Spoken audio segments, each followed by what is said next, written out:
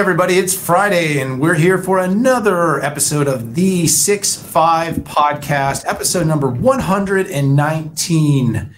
Mr. Patrick Moorhead, who would have ever thunk when we did episode 1 early on in the pandemic, or actually was it before? We actually started this a little bit before, that we would be 119 episodes in and that we would still wake up and do this almost every week. I don't know. I guess we did. We must have thought it because we're here and you and I would never start something that wasn't going to be super successful, would we? Probably not. I mean, we'll try things, get punched in the nose and, reconfigure, try it again. But, who doesn't like winning, right? There we are. I mean, it's literally the favorite time of the week.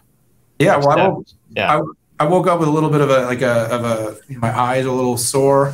But I wasn't sitting behind Mike Tyson on a plane yesterday. That isn't what happened to me. I just think I've got some sort of stress thing going on. But overall, doing well because a lot of the things that we've been saying are going to happen are happening. And in tech, things are still going pretty good, pretty strong. It's the first week, the first part of the tech wave.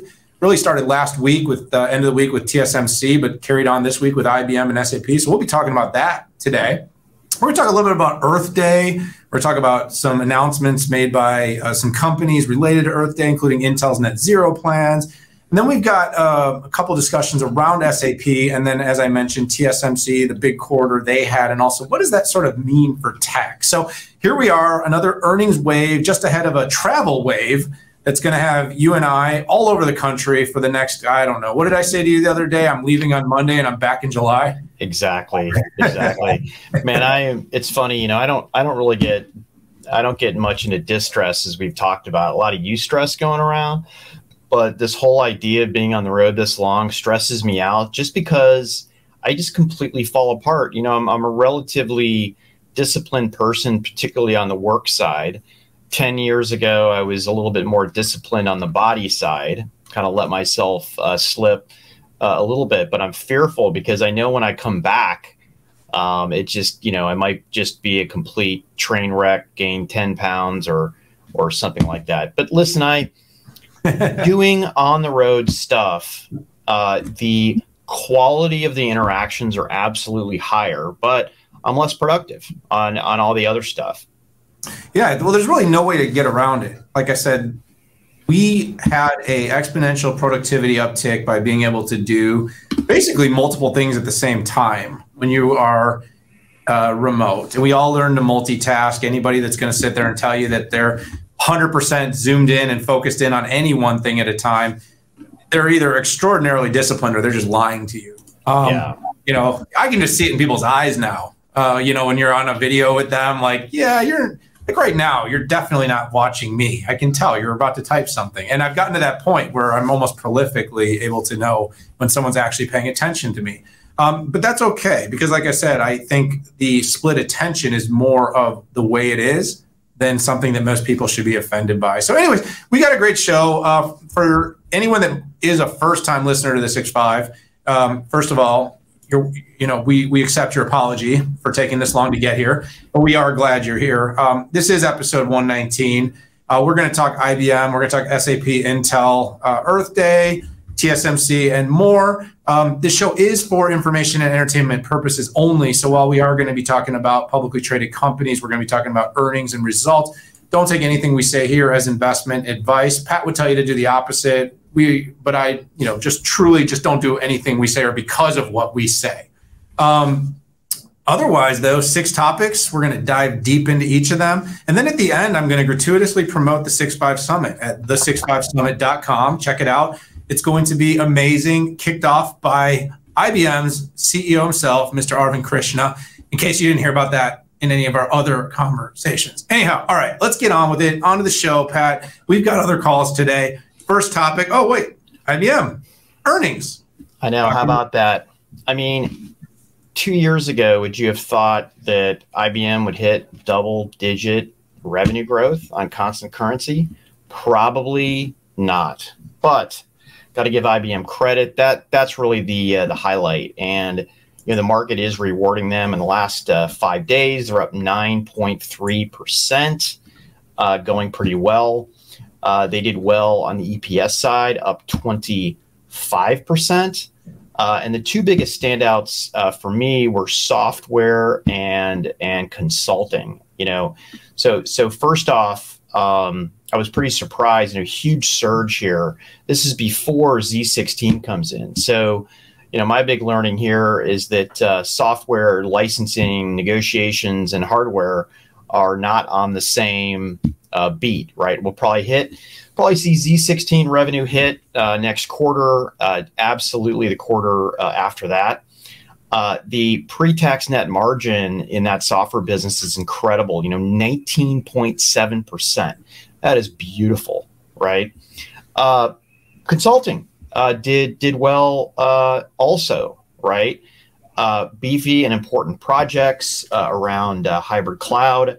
On a revenue basis, they were up 13%, right? Another double-digit quarter with net margins at around 7.22%. Cloud, expectations as well, right? Really good on revenue growth, right? They moved it from the middle of the range to the high end of the range, and then free cash flow, 10 billion to 10.5 billion for the year. So net, cloud is coming together pretty nicely. Interestingly enough, showing up mostly in the software and consulting side. One of the things I would still like to see, though, is I'd like to see Red Hat at bigger than 20-something growth. I don't know why I have that in my head. I think it's because I've been equating Red Hat with cloud, right? And then I look at cloud and I look at AWS and GCP and Azure growth. And I know that's completely unfair because we're looking at 100% hybrid cloud versus primarily public cloud. And those two tracks are on different growth trajectories. But overall, kudos to IBM. I mean, listen, I'm a revenue guy, okay? That doesn't mean I don't care about profits, but as an industry analyst, I'm looking for growth and people getting on the bandwagon. And I'm never concerned about IBM giving away revenue and impacting profits because they're a company that delivers high value, high price. But congrats and double-digit revenue growth. Who would have thunk? Yeah, at constant currency, 11%. Of course, inflation is pretty significant. Pricing power has been, interestingly, in the more in control of the tech companies, and that pricing power has been passed along. So it's what 11% was the growth at constant, 8% if you take for inflation. It's been a decade, Pat, since this company did double digits. So first of all, just take a stop, take a breather. Second of all, look at the macroeconomic situation that has enabled this. So right now we're heading into probably about 6 months of tech compression now, a market that's generally less accommodative. You've got tapering in the Fed, you've got interest rates rising, you got yields going up, you have tech going down. And about 4 months ago, I wrote a Market Watch piece where I basically said, here's going to be some interesting companies that have the best of both worlds, value and technology. And I put IBM on that list. Now, don't forget, IBM has a yield of about 5%. So there's a couple of things in play here. You hit some of the good numbers. The first question is, is Arvind Krishna making a difference in the company? And now that we're a few quarters in under his leadership, it's starting to look like the answer is yes. Because you got to remember, there was a period of time where not only were they not growing, they were declining. Under Ginny Rometty, and it was happening for quite a long time. Arvind has seemingly turned the ship. He had a big challenge in terms of the spinoff of Kyndryl. And while we are a few quarters past that spinoff now, it's actually becoming more visible in the business how important it was that spinoff took place. So we're seeing the benefit now of getting rid of non-performing assets and enabling yourself to focus. The focus came around to hybrid cloud, AI, software, and that's why you're seeing cloud sort of spread across the business in terms of its new reporting structure, rather than cloud being inherent to just being a business unit itself, because there's cloud revenue attached to infrastructure, software, and consulting. And of course, it's the big C and the little c. The big C is all the different ways cloud, IaaS, PaaS, SaaS, services, consulting, all tie together. So that high mid-teens digit growth of the cloud business in the 21% or so, Red Hat should be reflected upon as good, but it is always compared against the hyperscale growth numbers of Azure, of AWS, of Google that are larger. And so I look at IBM as the enterprise hybrid cloud company, and they're very focused, financial services, healthcare, manufacturing. They've been able to lean in there. The Red Hat business is starting to pay off. It's giving them tie-ins. Their ecosystem investments in partnerships around SAP, around Salesforce, around Microsoft are starting to make a difference to the business as well. They're not trying to be a cloud company in the sense of what AWS is or what Google is. They're trying to be a part of a cloud ecosystem, and that seems to be paying off for the company pretty well. So the numbers are pretty good. You mentioned that next Z cycle, that'll be big because it'll make the systems number better, which it was not good this quarter, but it's the 11th quarter of the Z15 box. Now we're heading into Z16 cycle. The early cycles are always really good. So as I say, a decade without double-digit growth ends. Arvind Krishna is seemingly executing, and the team is showing some strength. The company is a stronger investment opportunity right now for people because of the fact that they are more value, while at the same time showing encouraging growth numbers, Pat. So good job, IBM. Let's talk about Intel next. We have Intel. Basically, I just picked one because there was about, over the last like 3 weeks, Pat, there's been like 7,000 announcements from tech companies about various, greenhouse gas emissions, sustainability efforts, ESG sustainability reports. Just now this morning, ServiceNow put one out. I think a week or two ago, we saw one from IBM. We've seen them from Amazon, AWS.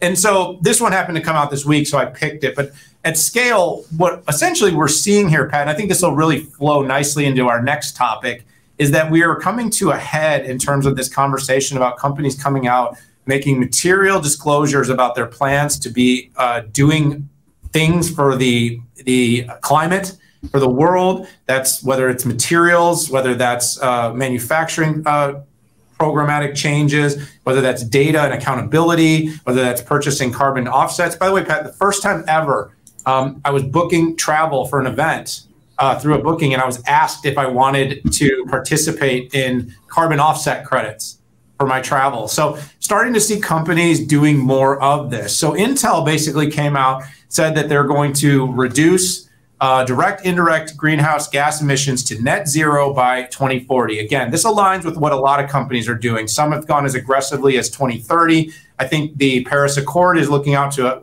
is it 2050? It's a longer horizon, but there's this horizon, and companies are trying to challenge it and beat it.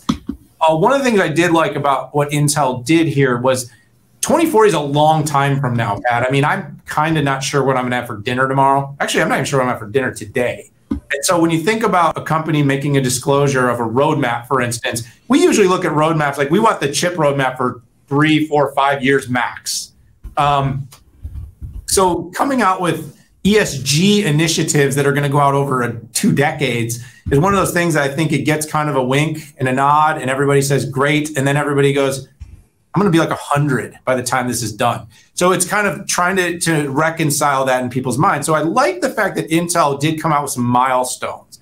They did say by 2030, they plan to, for instance, achieve 100% renewable electricity use across global operations. They're going to invest about $300 million in energy conservation at their facilities to achieve what they call $4 billion in cumulative kilowatt hours of energy savings. And then they're going to build all of their new buildings. And of course, they're building all these new fabs to meet US LEED program energy saving standards. So one other thing that they mentioned in this report is that there's going to be an ongoing increase in effort with its supply chain, its partners up and down, to expect and demand more from everybody in their supply chain to participate. Because as we know, none of this happens alone. In a semiconductor, what is there, 50, 70, sometimes 100 different sources of materials and assembly and manufacturing. That's why our supply chain is so problematic right now. So these are all partners of Intel. And then they got all their resellers and all the impacts that they have to manufacture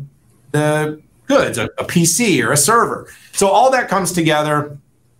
I like the fact, Pat, that companies are coming out and saying it. I continue to be a little bit skeptical about accountability. How do we really track this to make sure that what companies are saying they're doing? Pat Gelsinger is the say-do guy. So I'd like to know how they're going to kind of say-do. But I did like that there was a bit of an interim 2030 goal that's going to be set. But overall, still wondering quite a bit personally if all the efforts around climate and ESG are going to be matched with actual outcomes. And at what point are we really going to audit it and hold all of these companies' feet to the fire?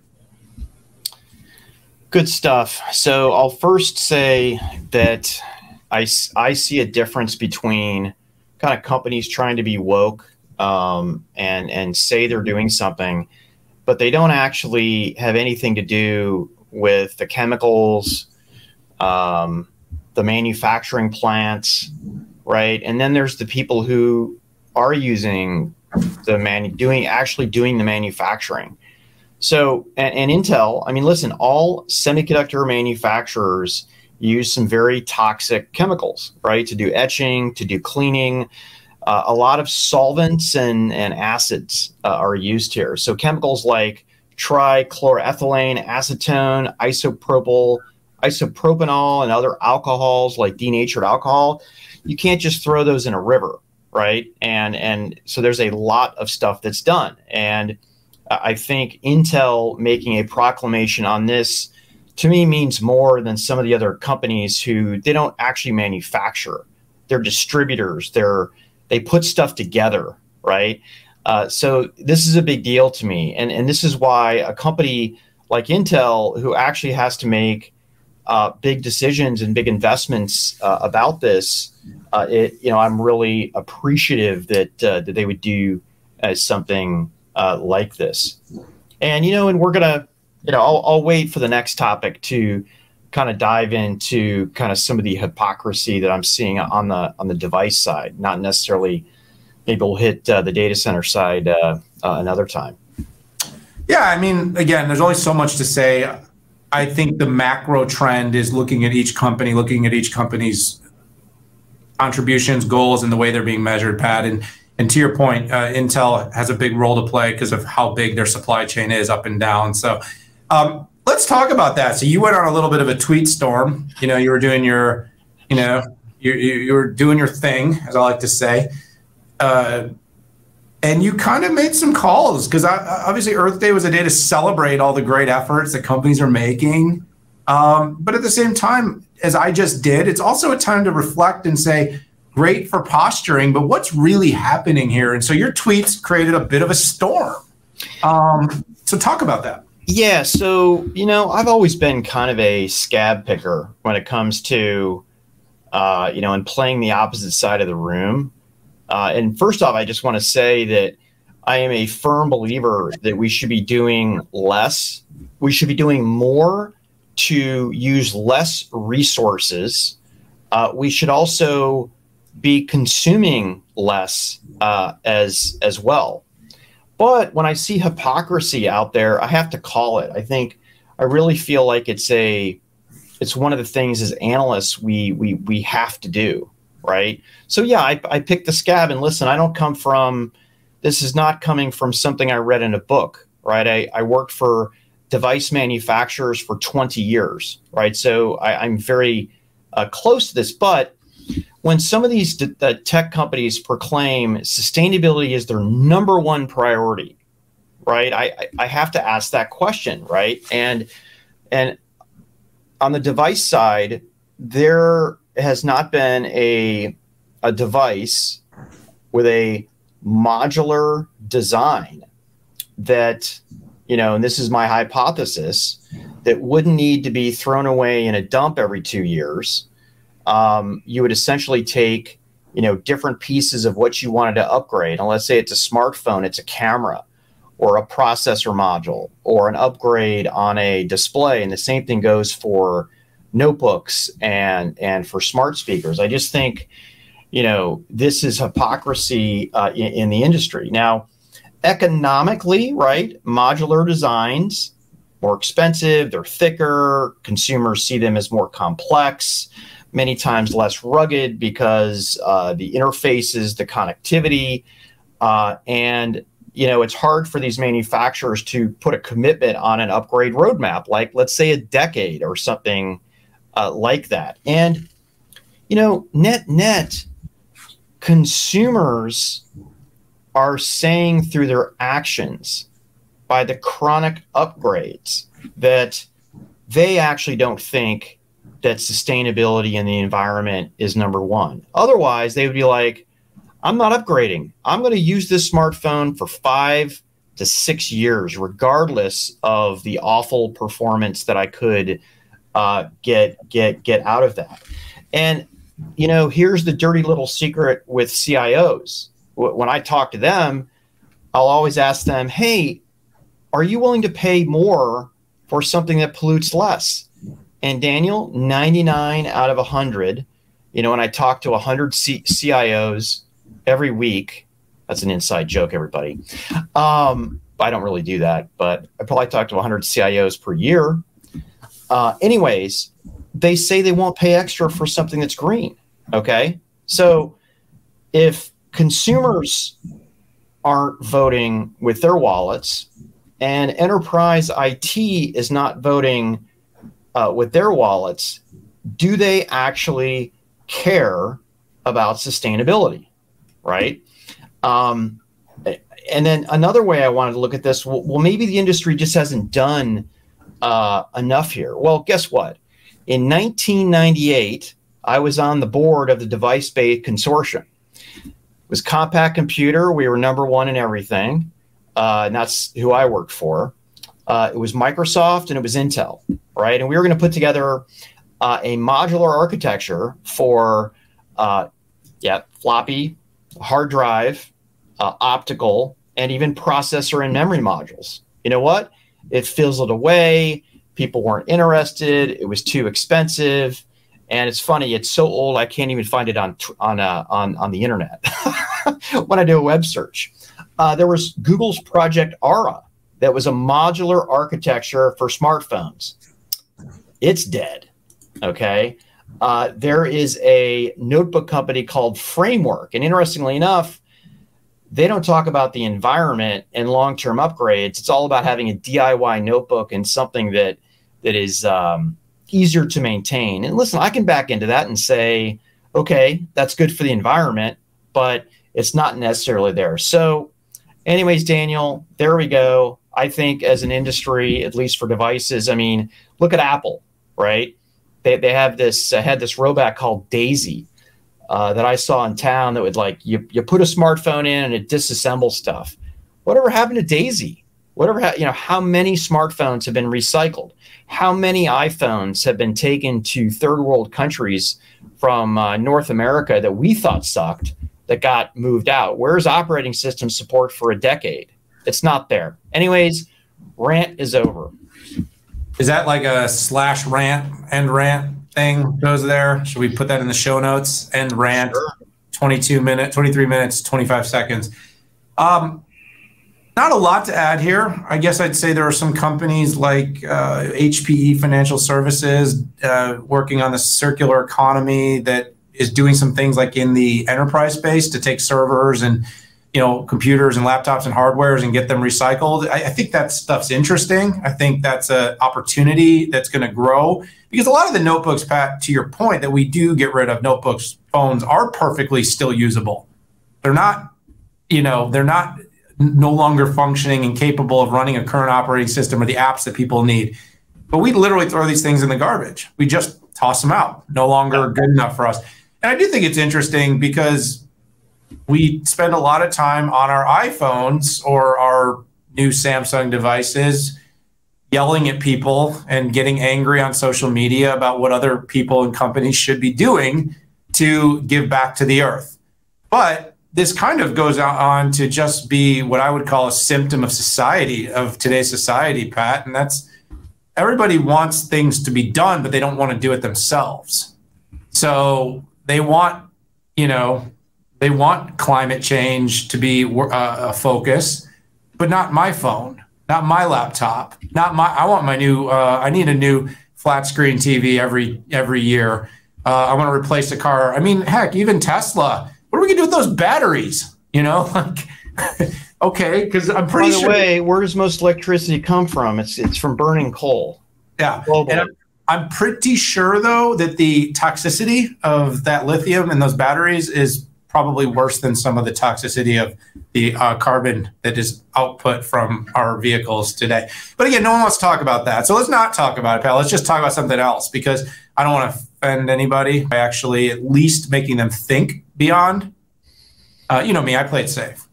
I know you do. But I have 14 years on you, and if I get canceled, I'm 54. I don't think this was that risky. That other thing you said. Okay. Inside joke. I don't know. Okay. No, I got you. I think we do need to pick these scabs. Otherwise, we will never actually get to what I think we really want to do. And listen, I'm a big do say guy, right? If you say you're going to do something, do it, right? And don't pander. I'm in. No more pandering. Sweet. Speaking of no more pandering, let's talk about another earnings. This was a mixed result. Coming in from SAP early this morning out of Germany. Company had a top line beat, but a bottom line miss. So, we talked a little bit early on about kind of what's going on in the market. Look, I'm going to be pretty straightforward about SAP. I'm watching cloud. When I look at that company, they are a recurring revenue machine in terms of hundreds of thousands of customers that depend on SAP to run their businesses. You look at their overall revenue, very predictable, a lot like some of the other big software players. And that's been one of the things that's made the company incredibly dependable. But growth and cloud have been kind of the question marks that have been around the company for some time. I think they're actually really making some progress here. And this quarter, they saw 31% cloud growth, 25% at constant currency. They saw that backlog in cloud grow significantly, nearing $10 billion, up 28%. SAP S/4HANA cloud revenue, 78% growth, and a reaffirmed outlook for the company. So what happened on the miss? Well, our next topic, we're going to talk a little bit about a note that came out this week about SAP's, what they're doing to deal with the Russia and Ukraine war. But that had a big part of it. One thing I liked, Pat, and you and I got access to this morning, is I've been asking, and I've said, over many years, one of the big complaints about S4 is that the lift from legacy on-prem SAP to S4 is a significant transformation that companies cannot make gradually. It's a fairly large lift and shift. So the company's got this rise with SAP. We've talked about it here on the show. And the whole idea was providing basically a simpler pathway for companies to move from legacy on-prem to S4 and do it as seamlessly as possible. But that transition is significant. So the company's been working really hard to make it easier so that a company can make the shift. You saw 500 more customers this quarter jump over to S4. You saw the adoption number jump to just under 20,000, 18% growth. You're seeing Rise, though, becoming highly adopted by big companies that wanted to make this transition. What are some names? How about Accenture? How about Daimler? How about NEC out of Japan? And you also, and by the way, I mean, that's just a select few. You also saw Microsoft, which again, you'd say, oh, aren't they competitors? Yes, but Microsoft also works with and uses some of SAP's technology. And they actually announced that they're going to become the first public cloud provider to adopt the Rise with SAP and SAP S/4HANA transform in their own SAP deployment. Wait, let me see if I got this right. The company who makes Dynamics 365 is using Rise with SAP on their own internal ERP. In this case, right, what they're doing, they're doing their own, they're transforming. Okay, so let me just read the word. It's not that hard of a question. Read the word. SAP S/4HANA to transform its own SAP ERP deployment. So yes. And it's going to enable Microsoft to move faster. So that's kind of a nice validation of what SAP is doing with Rise. So strong regional performance, strong top line performance, a little bit of a miss on the bottom line. I think we can talk more about what that means in the next segment, Pat. But overall, I keep saying, watch the cloud growth. It's a sticky business. SAP's got a huge number of customers, and seeing that transformation from prem to cloud in its broader customer base is the biggest indicator I can give the market in terms of how successful the companies be over the long haul. Man, you're on fire. You really are. So the only net adder I'm going to put up is, so I think SAP probably for the last year has been way too apologetic on cloud. Okay. I think about a year ago, while I wouldn't say investors looked at the hybrid cloud, but the reality is everybody agrees the hybrid cloud is the future. Okay. And that hybrid cloud is basically a combination of resources that are in the public cloud and that are on-prem on a cloud basis. But this slide alone, right, tells me that the company is getting a lot more aggressive in telling their story. I mean, these are very respectable numbers, right? And then the cloud revenue numbers are similar to IBM's, because we're really looking at hybrid cloud. Sorry, we're really looking at an on-prem private cloud versus something different. But look at those 71% growth in S/4HANA Cloud. That's a monster. Look at that backlog at 79%. And then finally, Qualtrics, which I believe is going away after a while, more of a SaaS play. Those are actually bigger numbers than an enterprise. So Qualtrics was spun off, but SAP still holds the vast the majority of its share, kind of like the VMware. No, I appreciate that. Thank you for the thanks for the clarity on that. But still, yeah, the interesting part is Qualtrics, which is like 48%. Are you kidding me? Yeah. Like typical SaaS growth is, we've seen is like 30, 35%, right? From the big guys, whether it's Oracle or even Salesforce. These are monster numbers. So net, congratulations on a great cloud quarter. Some of the customers that were brought out as well, like Accenture, Daimler Truck, Grupo Estrella Blanca, Exide, NEC, Ooredoo, Quinquin Food, Rising Auto, TELUS, Tremontina, and Wipro. Right? Those are big names. So I don't know, Daniel. Something big seems to be brewing at SAP, and you started on this, and I'm going to end on this. What people need to understand about SAP is SAP is at the center of business, and there's legacy in there. You can't. This is not standing up a new application that's brand new with brand new data. Some of these databases or applications go all the way back 25 years ago. And with RISE, and when you're moving to S/4HANA, you're not just doing a copy and a paste. You're not doing a lift and shift. You're completely redoing the business processes.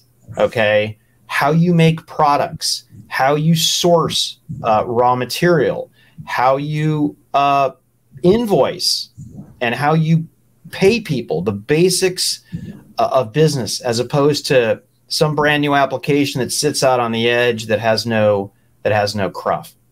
But good stuff going on here. Absolutely. So let's talk about the situation in Russia, because SAP put out a note this week. They sent out a press release kind of talking about that, and when they were pointing to what their shortcoming was for the bottom line, that was a lot of Russia-related talk. Yeah, I mean, they SAP was doing very similar things that other companies in their class were doing, but I think they were getting more heat because they're a German company, right? And there's a lot of heat on the overall German government on the amount of military support that it's giving Ukraine. It's kind of been a huge story, less so in the United States, but more so in the EU. So this was SAP's definitive statement.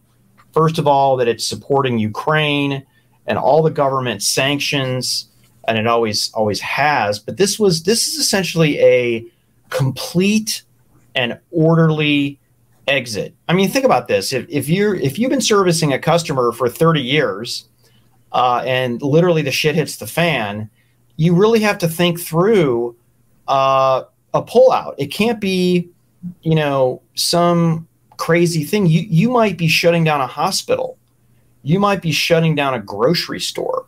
Okay. And I think when you look at the big picture, I don't think anybody can say it's a good idea to leave anybody in any country at risk of food or medical or anything like that. Maybe you're going to take down a power grid. So that's just not cool. So SAP really had to think about this. So first off, cloud services, right? They are shutting down all cloud, a complete cloud shutdown. And they're giving their customers the choice to delete the data, to have it packaged up and sent to them. What these Russian customers go to, right? They can't go to Oracle. They can't go to Microsoft. They're out of SAP.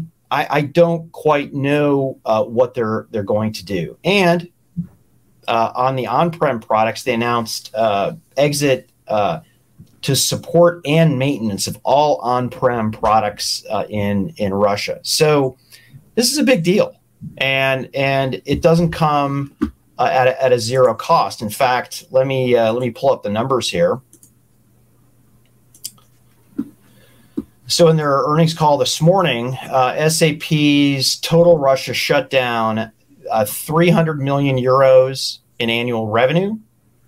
There's going to be a one-time 80 to 100 million euro one-time charge, and overall a $350 million non-IFRS profit hit. And non-IFRS is like non-GAAP here in the United States. So it's going to leave a mark. So, some countries do very little business in Russia, and, it was on the edge. Maybe it was one application, not a big deal. They've been operating for 30 years, powering hospitals, manufacturing plants, food processing, and things like that. But they're taking a pretty big annual hit. But you have to, and I give them credit for doing this.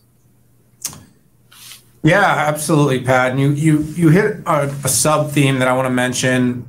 I don't think I need to beat the drum really hard, but we conflate things a lot as a society, causing economic harm to Russia to slow down its military actions and to make Vladimir Putin think about his continued strategy to inflict this war in Ukraine is one thing. But there are a lot of citizens in Russia who have nothing to do with this. There are people that are running businesses, there are families they are trying to feed. I mean, the broken supply chain, we could have extended famine. We were listening, you listen to the All In, and I do, talking about the food insecurity risks that are being created right now in the world. SAP is a backbone of businesses, large and small, in almost every industry. They break into more than 25 different industries, everything from agriculture to mining. And these companies are just like us. They're just people that are running businesses that are being basically penalized because of the actions being taken by a regime. And so a company like SAP being thoughtful about this should not be the victims of activism for a negative approach, because they're trying to do something gradually and thoughtful for those non-sanctioned companies. Again, they're splitting this up between companies that are being specifically called out for participating in this war and participating in harm that's being done, and every other company. It could be restaurants, it could be manufacturing companies, and you mentioned, Pat, it could be hospitals and banks that enable people to get access to money to support their families. And so anyways, it's a bigger story, and I'm glad you called it out. I'm glad we took the time to talk about it, because the fact is they're trying to do this in a way that's thoughtful and compassionate and empathic in a world where we're very binary right now. If it's in Russia, get out. Like, it's one thing if you're McDonald's, like, yeah, we're not gonna sell any more cheeseburgers there because we're not gonna profit. It's another thing when you're saying, like, the local school district that that depends on SAP for data in the back is not going to be able to run or pay its teachers anymore, or fund maintenance on its facilities because it's basically taken their entire systems down. So I'm glad that, again, nuance, people, nuance. I think one of the themes of this show, nuance. I wonder how many millennials and Gen Z who, look at this stuff have ever worked in a factory before, or, done something who actually understand how real business is conducted. Maybe that's my old man, get off my lawn point of view here, but I think every kid should work in a factory to see how things actually work, get their hands dirty a little bit. Yeah, when I started working, my dad owned a trucking company. He made me work on the dock, and I had to work in the yard of the trucking company, and I picked up trash. That was my first gig. My second gig was unloading and loading trucks on the dock, and I wasn't the one in driving the forklift. I was the one that did all the stuff the guy on the forklift didn't want to do. Yeah. So I can tell you, it's real work. Okay, so final topic, maybe on a slightly more positive note. I wrote an op-ed in Market Watch early on in this week after TSMC came out with some really strong numbers. And again, this segment isn't so much to talk about TSMC, but to talk about the impact and how to look at the market when a company like TSMC reports. Now, TSMC manufactures 90% of the world's leading edge semiconductors. That's the percentage based upon the most recent research I was able to find. They not only did they beat significantly on the top and bottom line, Pat, but they also raised their guidance for the remainder of the year. So while we've got all these forces that I talked about earlier, we've got macroeconomic and Fed FOMC forces like rising rates, high interest, and high inflation. You've got the war and geopolitical consequences that are going on. And of course, we've heard endlessly about this broken supply chain. But somehow, despite all this, TSMC, the company that manufactures chips for Apple, for Qualcomm, some for Intel, by the way, AMD, NVIDIA, and others, is actually manufacturing more chips, specifically calling out things like data center and AI as a big propellant of its growth. And so the op-ed I wrote basically said, are we sort of being unreasonably negative towards tech and growth right now? Because if TSMC is any leading indicator, we should see some good results from Qualcomm, AMD, NVIDIA, AWS, Microsoft, all these companies. And so if tech is doing well, despite a less accommodative Fed, tapered purchasing, higher interest rates, inflation through the roof, a very tight labor market, rising costs of labor, they're still growing revenues, making more profits, and guiding up. Have we sort of, disconnected the economy and tech? And is tech, in fact, as deflationary as I've been saying all along, that companies are going to actually turn up the investment, automation, AI, big data, cloud services, software at scale in order to make sure their businesses continue to grow, sustain, and operate even in what is likely going to be either a recessionary, Pat, or at the very least a stagflation type of economy that's being caused by a lot of decisions right now being made in Washington. So net, I'm thinking the next couple of weeks, Pat. So weighing in ahead, I think they're going to be better than we expect. I think where we might just start see a little pullback is going to be some of the discretionary spend, notebooks, smartphones, some automotive purchasing could slow. But heck, Pat, we saw record housing starts just this last week. Hard to believe, hard to imagine. You got interest rising and people are still starting homes. You've got cars still selling faster than they can be produced. I drove by a Toyota dealership in Round Rock the other day, and I'm not joking, Pat. There could not have been 2 cars in the entire facility. So I don't know sometimes about the narrative and the story and the media, but tech seems to be a bastion of hope right now in an economy where everybody's kind of rooting against it. The sentiment's really bad. I'm feeling good. Yeah, so we saw a 47% jump in earnings and a 36% increase in sales. And the way that I try to see is if TSMC reflects on the market is really they've doubled prices on some of their highest order semiconductor products. And then if I look at the percentage of revenue from those, I still think we're going to have a good unit. I think so. I think, AMD, Qualcomm, and NVIDIA are going to do pretty well in here. So even when I adjust for TSMC flexing their pricing muscle, I think it's going to be a good quarter. The smartphone market is down a little bit. So that might be, the one thing I'm going to be squinting at, but PCs, graphics cards, data center keeps on trucking. Yeah, we ran a little bit long here, everybody. So thank you so much, Pat. Good ads to my diatribe, and thanks for letting me do that. I think we each had one today. But overall, lot to cover. Great show. Hit that subscribe button. Go to the65summit.com and sign up. It's going to be epic.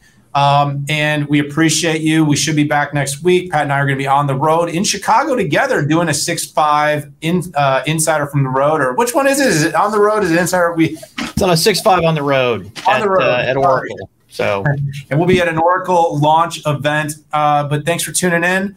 We appreciate y'all. We got to go. See you later. Take care.